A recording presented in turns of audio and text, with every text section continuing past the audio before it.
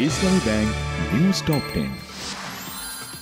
ফেনী, নোয়াখালী, চট্টগ্রাম, কুমিল্লা, খাগড়াছড়ি, মৌলভীবাজার সহ 11 জেলার বন্যা পরিস্থিতির আরও অবনতি। এ পর্যন্ত 15 জনের মৃত্যু। বন্যা মোকাবেলায় সবাইকে এগিয়ে আসার আহ্বান জানিয়েছেন অন্তর্বর্তীকালীন সরকারের উপদেষ্টা আসিফ মাহমুদ। ক্ষতিগ্রস্ত প্রতিটি পরিবারকে সহায়তার আশ্বাস আরেক উপদেষ্টা সুপ্রদীপ চাকমার। বন্যা মোকাবেলায় তৎপর সশস্ত্র বাহিনী। গতকালও ত্রাণ বিতরণ করেছে বিমান বাহিনী। দুর্গম এলাকা পর্যবেক্ষণ করেছেন সেনাপ্রধান জেনারেল ওয়াকারুজ্জামান এবং বিমান বাহিনী প্রধান air chief marshal Hasan Mahmud Khan. দেশের ভয়াবহ বন্যায় ভারতকে দায়ী করেছেন বিএনপির ভারপ্রাপ্ত চেয়ারম্যান তারেক রহমান। রাজনৈতিক বা ধর্মীয় পরিচয় নয়, বন্যার্তদের পাশে দাঁড়াতে সবার প্রতি আহ্বান।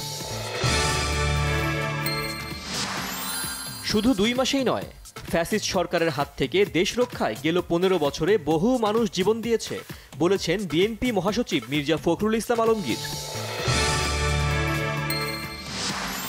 সাবেক প্রধানমন্ত্রী শেখ হাসিনার বিরুদ্ধে রাজধানীর যাত্রাবাড়ী থানায় আরও একটি হত্যা মামলা। আসামি করা হয়েছে জয় ও পুতুল সহ 493 জনকে।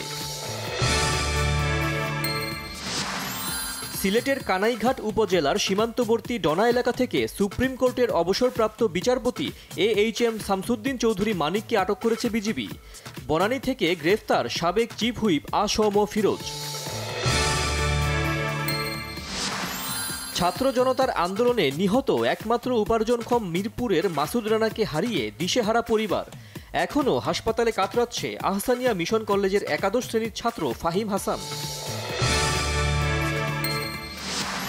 প্রেসিডেন্ট নির্বাচনে ডেমোক্রেটিক দলের আনুষ্ঠানিক মনোনয়ন গ্রহণ করে প্রচারণা শুরু কমলা হ্যারিসের। ইসরায়েলের সাফাই গেয়ে তোপের মুখে সমর্থকদের। পাকিস্তানের বিপক্ষে বাংলাদেশের প্রতিরোধ। 450-তে রাওয়ালপিন্ডি টেস্টের তৃতীয় দিনটি ছিল টাইগারদের।